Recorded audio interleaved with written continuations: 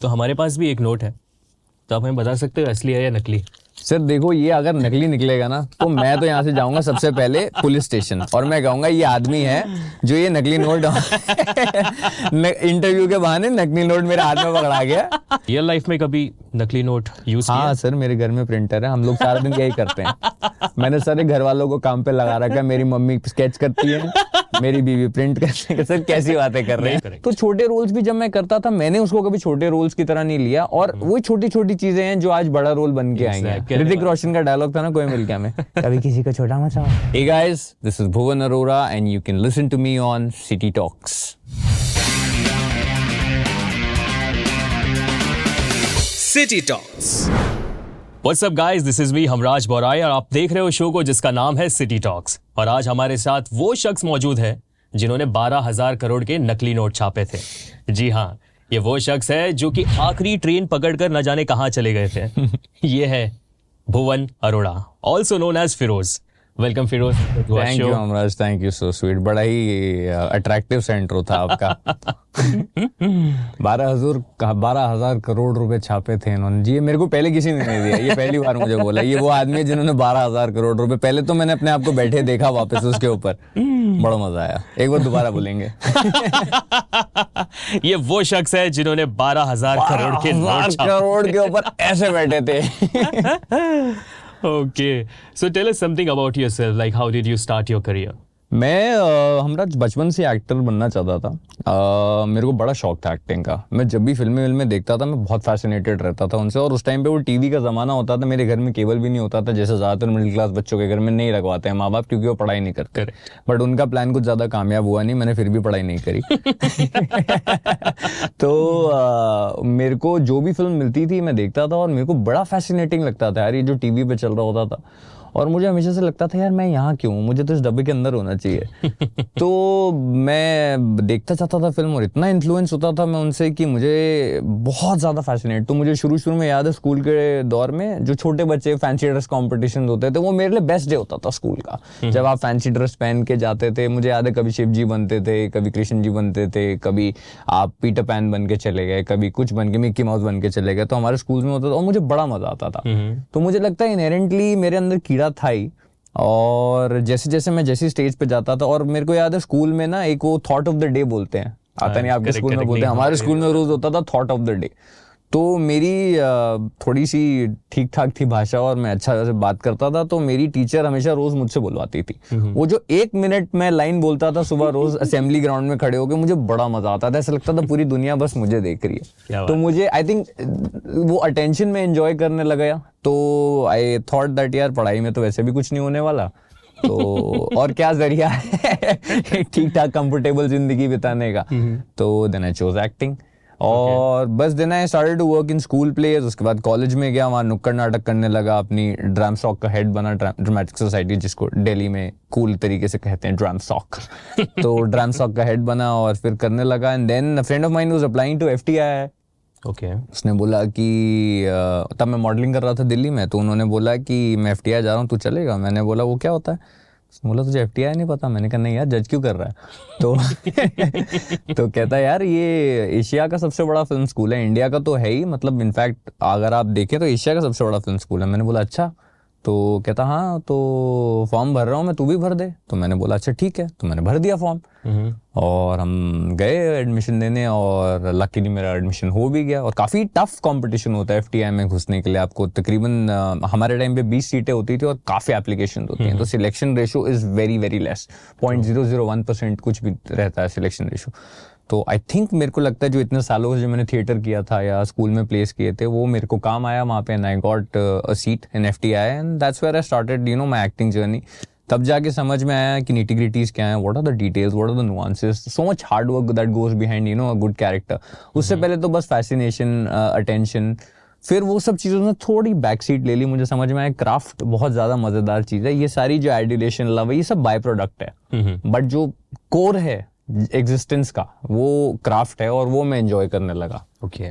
तो that's how I came to Bombay. Gradual progression होता है, FTI के बाद सब बॉम्बे आते हैं, मैं भी आ गया। आते ही टचवुड बाय गॉड्स ग्रेस मेरे को ऑडिशंस मिलने लगे, काम मिलने लगा। One thing led to another thing and here I am. क्या बात है, बहुत ही अच्छी जर्नी थी। भाई मुझे ये बताइए कि फैमिली बैकग्राउंड में were you the first actor या फिर कोई और भी है आप ही की? यार मेरी मासी ने अभी बहुत रिसेंटली मुझे बोला कि यार मुझे भी एक्टर बनना था, पर मैं बन नहीं पाई। ओके। तो फिर थोड़े दिन बाद मेरी मम्मी ने भी बोला यार बनना तो मैं भी चाहती थी पर बन नहीं पाई। तो मैंने उनसे बड़े मजाक में बोला, मैंने कहा मम्मी आप बन जाते तो मेरी जर्नी कितनी आसान हो जाती। पर नहीं, nobody in my family is in the movies. My father was in the army, he is no more, but he was in the army. My mother was a government official. हाँ, किसी का कोई फिल्मों से दूर दूर तक लेना देना नहीं था, देखते भी नहीं थे मेरे घर में तो ज्यादा फिल्में। मेरे डैड ने मेरे को बोला था, लास्ट फिल्म उन्होंने आई थिंक जब शादी हुई थी, नहीं वो पहली फिल्म देखने गए थे अमिताभ बच्चन साहब की, काली आई थिंक रिलीज हुई थी। तो उसके बाद for the longest time he never used to see movies. तो I don't know man how I got into it, but thank God I did it.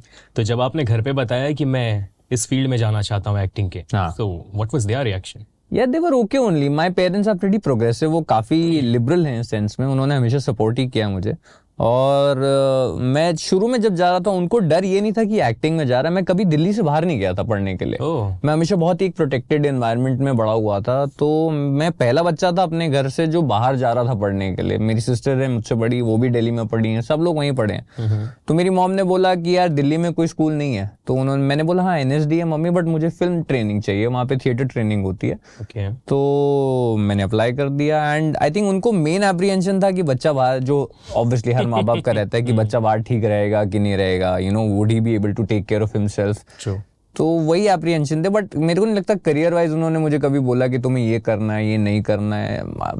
काफी मेरे ख्याल से सपोर्टिव है मेरी फैमिली, और ये बहुत बड़ा आई थिंक एक मोटिवेटिंग और इनकरेजिंग फैक्टर होता है किसी भी एक्टर के लिए जो बॉम्बे आता है, अगर उसकी फैमिली उसको सपोर्ट करती है। Not just emotionally, I think initially तो फाइनेंशियल सपोर्ट भी चाहिए होता है, हर चीज चाहिए होती है। तो ये मेरे लिए बहुत हेल्पफुल था एंड आई या whatever I have, whatever I will become in my future, I owe it to them. So sweet. So initial years में छोटे छोटे रोल्स मिला करते थे, लाइक फॉर एग्जांपल आप यशराज के काफी सारे फिल्मों में थे, देसी रोमांस, जी, तेवर, एंड देन यशराज की नहीं थी तेवर, बट हाँ तेवर में था मैं। हाँ, बट मेरी पहली फिल्म यशराज के साथ थी, शुद्ध देसी रोमांस। जी करेक्ट। तो ये जब छोटे छोटे रोल्स मिलते थे तो वर यू लाइक अपसेट और यू वर हैप्पी कि चलो यार कुछ तो मिल गया? यार अपसेट तो मैं कभी भी नहीं था, ऑनेस्टली स्पीकिंग। अपसेट क्यों होगा, ये काम तो करने में मजा आ ही रहा था। और आई थिंक किसी को भी, आपको बड़ा रोल कब मिलेगा हमराज, आप जाएंगे तो आप कोई भी प्रोडक्ट, आपने जूते क्यों खरीदे, इसलिए खरीदे होंगे ना, शायद ये ब्रांड आपको अच्छा लगा होगा, इस ब्रांड ने अपनी वर्थ प्रूव करी आपके लिए, तब जाके आपने इसमें पैसे इन्वेस्ट करे। So I think as actors also we are products and we have to prove our worth before people can trust you, because end of the day it is a business यार। कोई लोग पैसे लगा रहे हैं, ठीक है, जिनको ऑब्वियसली रिटर्न चाहिए इसमें से।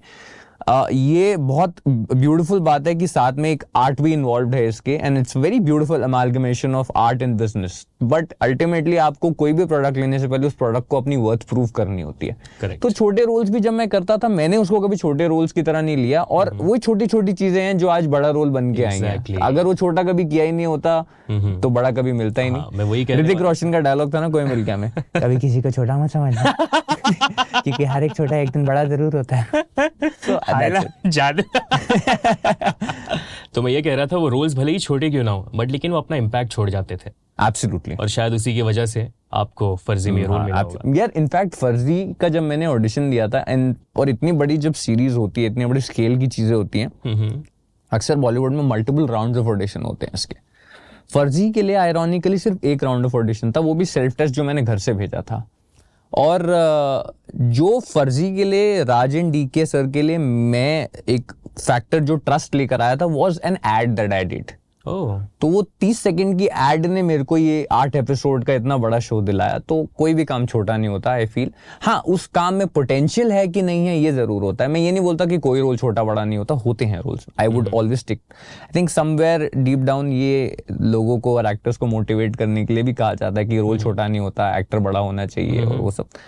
आई थिंक रोल में कितना दम है ये इंपॉर्टेंट होता है। आप एक सीन के रोल में भी, Marlon Brando is the biggest example, he had about 18 minutes of footage in godfather and he got an Oscar. But वो 18 मिनट में है क्या मामला, वो सारा डिपेंडेंट होता है।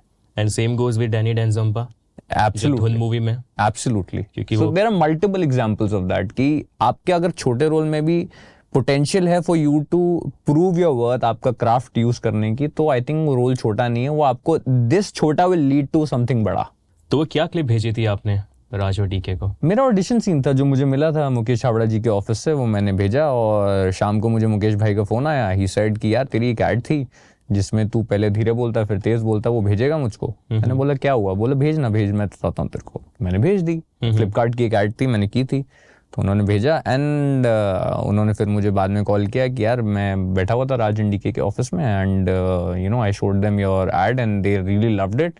ऑडिशन देख के they liked your audition but they still want like 100% sure, क्योंकि 4-5 महीने से फिरोज के कैरेक्टर की तलाश चल रही थी और उनको करेक्ट बंदा नहीं मिल रहा था उस चीज के लिए, क्योंकि काफी obviously it is one of the lead parts of the show और काफी इंपॉर्टेंट रोल है शो का, तो उनको मिल नहीं रहा था। बट उन्होंने वो ऐड देखी and they saw it, they loved it, they said यार अगर ये कर सकता तो ये फिरोज बहुत अच्छा करेगा। And then next day I got a call from their office to come and meet and I went and I met and yeah as this is history. क्या बात है, सुपर्ब सुपर्ब।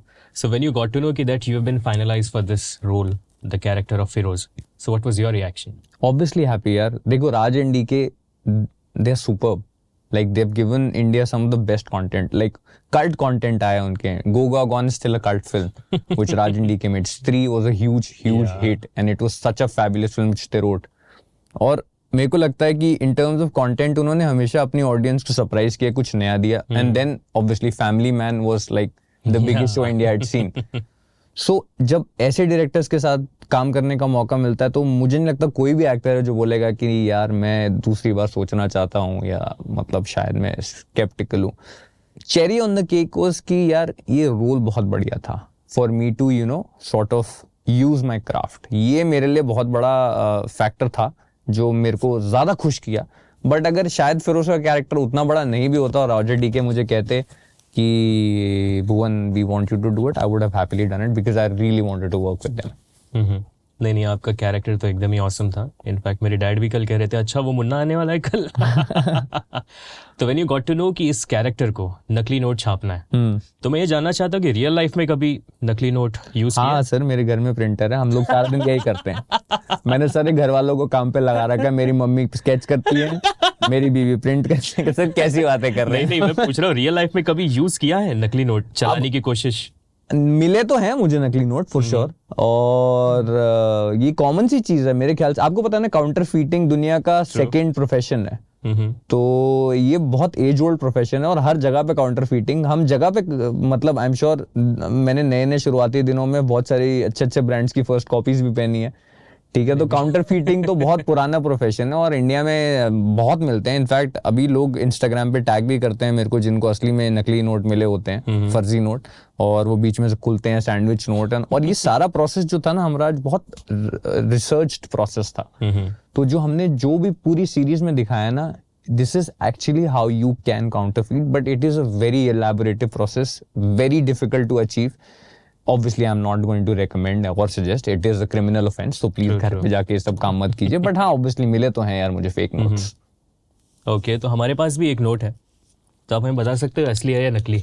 सर देखो, ये अगर नकली निकलेगा ना तो मैं तो यहाँ से जाऊंगा सबसे पहले पुलिस स्टेशन और मैं कहूंगा ये आदमी है जो ये नकली नोट इंटरव्यू के बहाने नकली नोट मेरे हाथ में पकड़ा गया, ठीक है, और ये नोट असली है सर। क्या बात है यार, मतलब ही इज अ प्रो। हाँ नहीं ये तो हमने करा बस सर, ये तो डिपार्टमेंट आता है हमको। क्योंकि मैं इसलिए पूछ रहा था कि जब वो सीन था जहाँ पे आप नोटों की गड्डियों में बैठे हो, अगर ऐसा सच में हो जाता, आपके पास 12,000 करोड़ है, तो आप उनसे क्या करते? 12,000 करोड़ रुपए से मैं क्या करता? सर मैं ना बड़े टाइम से एक मेरी इच्छा है कि अगर मेरे पास पैसे आएंगे ना, मैं एक हॉस्टल बनाना चाहता हूँ for everybody who wants to be an actor. क्योंकि मुझे लगता है कि एक्टर बनने के लिए जब भी लोग बॉम्बे आते हैं, एक तकरीबन 6 महीने से साल भर की जो ये मशक्कत होती है कि यार मैं कहाँ रहूँ, घर मिलना बड़ा डिफिकल्ट होता है। ऑलरेडी एक तो ये डिफिकल्ट प्रोफेशन है, to crack in this profession is very difficult. और उसके बाद बहुत मुश्किल होता है एक्टर के लिए घर मिल पाना। लोग बैचलर्स को बॉम्बे में घर नहीं देते आसानी से। तो मेरा एक एस्पिरेशन है कि मैं एक ऐसा हॉस्टल बनाऊं। पहले मैंने सोचा था ये सिर्फ FTI वाले लोगों के लिए होगा, बट मैं सोच रहा हूँ कि why not everybody who wants to be an actor, as long as people are not fooling कि वो करने कुछ और काम है, बोलेंगे नहीं मैं एक्टर बनना है सर मुझे रहने दो। So I feel that I want to make a hostel जहाँ पे लोग 6 महीने तक रेंट फ्री आराम से रह सकें, so that they can sort. एक डेडलाइन होगी, ऐसा नहीं कि आप आए और बस गए, कब्जा मत कीजिए मेरी प्रॉपर्टी पर 6 महीने आप रेंट फ्री रह सकते हैं उधर, और आप अपना काम ढूंढिए till the time you don't get enough वक्त to stand on your feet. So yeah, that is something that I really want to do, because I feel that a lot of struggle goes behind finding a house, running chores. ये सब मैं चाहता हूँ कि अगर लोगों के लिए मैं अवॉइड कर सकूँ, anybody who wants to be an artist and actor, ये मेरा एस्पिरेशन है. दूसरा, I want to open a organization for stray dogs. ये मैं बहुत I love dogs and I also have a pet, और मुझे लगता है कि काफ़ी ज़्यादा बुरी हालत होती है स्ट्रे डॉग्स की, तो मैं उनके लिए एक ऑर्गेनाइजेशन, मैं अपने लेवल पे जितना अभी कर सकता हूँ वो तो करता ही हूँ, बट मैं एक काफ़ी अच्छे स्केल पे I want to make like a big farm house where dogs are kept properly, because facilities नहीं है अभी भी काफ़ी ज़्यादा. सो वो 2-3 चीज़ें हैं, और बाकी जितने पैसे बचेंगे फिर मैं उसको भुवन अरोड़ा चैरिटी फंड में दे दूंगा. क्या बात है, सच में है आपकी ऐसी कोई चैरिटी? नहीं, मेरे अपने खर्चे. नहीं, बिकॉज जब हमने मूवी देखा, आई मीन टू से जब ये वेब सीरीज हम देख रहे थे, तो वो सीन आया कि भाई 12,000 करोड़. तो यहाँ पे हम सब लोग यही डिस्कस कर रहे थे, यार इंडिया का पॉपुलेशन है अबाउट 150 करोड़ और ये 12,000 करोड़ है. हर एक को 1-1 करोड़, हर एक को 1-1 करोड़ देंगे 3 यार, तो भी बच जाते हैं. अरे यार सच में यार, क्या बात है यार, ये तो मैंने सोचा ही नहीं.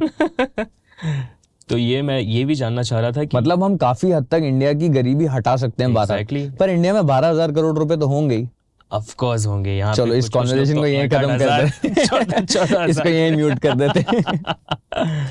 मुझे ये भी बताइए कि when you got to know that you will be working with Shahid Kapoor, Vijay Sethupathi and KK Menon, so what was your reaction like? I was very happy, yeah. To work with people who are so experienced. उनके मतलब I have been a huge admirer of their work. I remember so many films that I used to see. Haider जब मैंने देखी थी, या जब मैंने super deluxe देखी थी, या शौर्य मैंने जब देखी थी, I used to love what they had done on screen. And obviously to share screen with them was a phenomenal experience here. These are the people I've grown up watching. उनके काम का मैं फैन रहा हूँ, उनको देखता था हमेशा, तो बहुत अच्छी फीलिंग थी. बट हैविंग सेड दैट, आप एक टाइम के बाद आपको ये बात भुलानी पड़ती है कि आप किसके साथ काम कर रहे हो, क्योंकि नहीं तो फिर जस्टिस नहीं हो पाता आपके काम के साथ. आप हमेशा उस ऑ में रह जाओगे नहीं तो ये सारा जो था, जब मुझे पहले फर्जी मिला, मैंने 2 दिन इस खुशी में बिता लिए कि वाह कितने अच्छे एक्टर्स के साथ कितना सीखने को मिलेगा ऑन सेट पे, और जो मुझे मिला भी ऑब्वियसली. तो वो मैंने 2 दिन में पूरी कर ली खुशी. उसके बाद मेरा पूरा फोकस था कि मैं कैसे अपना कैरेक्टर ऑनेस्टली प्ले कर सकता हूँ. ये 3 नाम मैंने इसलिए लिए क्योंकि ये तीनों ही एक्टर्स ने छोटे छोटे रोल से शुरुआत की थी.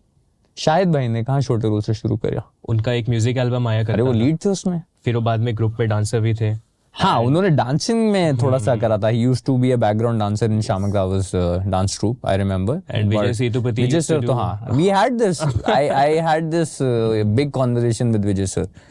वो मुझे बता रहे थे साउथ की एक फिल्म थी जिसमें वो हीरो के दोस्त बने थे, और वो ना जान के जाकिर हुसैन सर उसमें मेन लीड विलन थे, and he had no idea. और जब जाकिर सर और विजय सर मिले थे, विजय सर ने जाकिर सर को बताया कि ऐसे ऐसे 2006 या 2007 की बात है, मैं छोटा सा रोल कर रहा था इस फिल्म में, आप मेन लीड विलन थे और मैं हीरो का दोस्त प्ले कर रहा था. And he also told me कि ना मैं बार बार ना किसी दूसरे एक्टर के पीछे ना खड़ा हो जाता था, ओवरलैप हो जाता था, ताकि कोई मुझे देखे नहीं. एक दिन डायरेक्टर ने मुझे पकड़ लिया, why are you standing behind? Come in front. So yeah, it's a journey. It's an inspiring journey, and he's a great person, यार. He's a great person, and yeah, that's it. तो वही मैं कह रहा हूँ, छोटी चीजें बड़ी चीजों पे लीड करती हैं. करेक्ट. क्योंकि मैंने और same goes with KK Menon as well, क्योंकि उन्होंने भी छोटे पर्दे से शुरुआत की थी. Correct. And then now he's a well-known actor. Absolutely. वो तो मास्टर क्लास है यार in acting. Every scene with him is so different. Every take with him is so different. KK sir के साथ ना आप कभी भी एक सीन को एक तरीके से कर ही नहीं सकते 2 बार. वो हर टेक में कुछ अलग करते हैं, और मुझे इतना मजा आता था उनके साथ शूट करने में, क्योंकि मुझे 0 प्रेप करनी होती थी. बस जाओ, you just need to be alive in the scene. आप सुन रहे हो, as long as रिएक्शन अपने आप आ जाएगा. इतना बेहतरीन काम करते हैं, और मैं तो उनको बोलता रहता हूँ यार, मेरे को, and he is looking so dapper in the show यार. I don't think so we've seen KK sir in this light before. Correct. And he's looking so amazing in the show. So yeah, I absolutely loved working with him. In terms of acting, who's your favorite actor? मतलब pure actor. There are many, there are some people जो किसी चीज में बेहतर होते हैं, कि हर actor के आई थिंक स्ट्रॉन्ग पॉइंट्स होते हैं, but I was a huge Irfan fan, like everybody else I'm sure. So I was a huge, and this is my biggest regret. मेरे को वैसे लाइफ में किसी चीज़ का रिग्रेट नहीं है, बट मुझे सिर्फ इस बात का रिग्रेट है, मैं उनसे मिला था ब्रीफली, बट मैं कभी उनके साथ एक्टिंग नहीं कर पाया, इस चीज़ का मुझे हमेशा मलाल रहेगा. तो वो हैं इंडिया में, और obviously a lot of people, Bachchan साहब के तो सब फैन है ही हैं, ठीक है, और वेस्ट में I am a huge fan of Dustin Hoffman, Tom Hanks, Daniel Day Lewis, Robert De Niro, all the big names, Sean Penn. तो बहुत बढ़िया बढ़िया एक्टर्स हैं यार, और इंडिया में भी in fact there are lot of people, like I love Sheeba Chadha, she is phenomenal. So yeah many मोर. कोई ऐसा मूवी या कोई ऐसा किरदार विच यू थॉट कि अगर ये मैं परफॉर्म करता आई वुड हैव नेल्ड इट? यार ये तो जब तक सेट पे ना पहुंचो ना यार हमराज, पता नहीं चल सकता. मैं आपको सच्ची बताऊं, घर बैठ के दूसरों को जज करना बहुत आसान होता है कि यार ये मैं बेटर कर सकता था. अब फिल्म मेकिंग एक ऐसी चीज है ना, बड़े सारे फैक्टर्स पर डिपेंड होती है. जरूरी नहीं है कि एक एक्टर की परफॉर्मेंस अगर स्क्रीन पे अच्छी नहीं आई तो उस एक्टर की ही गलती हो. अच्छा, नागराज मंजुले जी जो हैं, उन्होंने एक बात कही थी आई थिंक एक इंटरव्यू में, कि अगर आपको किसी एक्टर की परफॉर्मेंस पसंद आती है तो वो एक्टर और डायरेक्टर दोनों का क्रेडिट है. Exactly. अगर आपको किसी एक्टर की परफॉर्मेंस नहीं आती है पसंद, तो वो प्योरली डायरेक्टर की मिस्टेक है कि आपने उन्हें कास्ट ही क्यों किया, या आपने वो शॉट ओके ही क्यों किया. So I feel that multiple factors are there.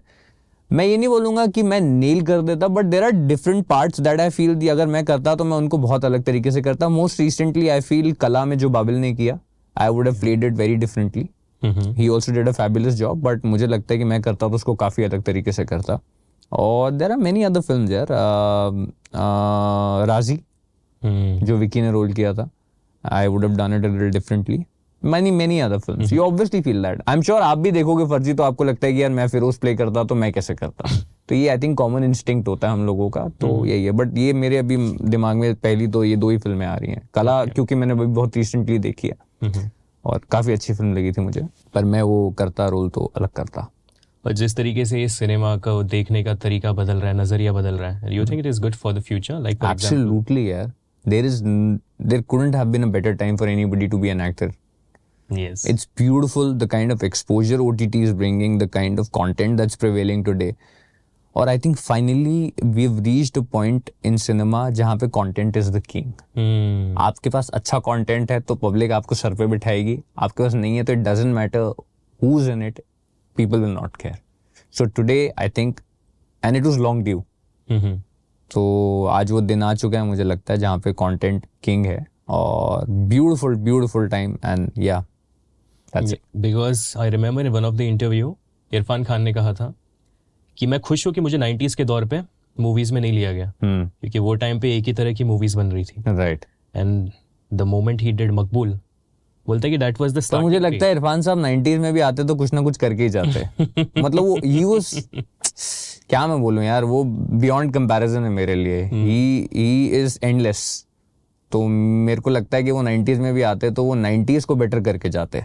90s में एक्चुअली ऐसा नहीं है, 90s में बहुत बढ़िया बढ़िया DDLJ was in 90s film, it was a great film. दिल तो पागल है वाज 90s. कुछ होता है, बॉर्डर बहुत अच्छी फिल्में आई थी. बट हाँ, मुझे लगता है लेट 80s से, मतलब 85 to 95 का जो फेज था उसमें ज्यादातर फिल्में जो बन रही थी वो एक ही तरीके की फिल्में थी, जो कि बहुत बढ़िया नहीं थी. यस. मूवी के आखिर में हमने देखा था कि तुम स्टेशन में वेट कर रहे हो. ट्रेन पकड़ के जा रहा हूँ, ये नहीं देखा आपने?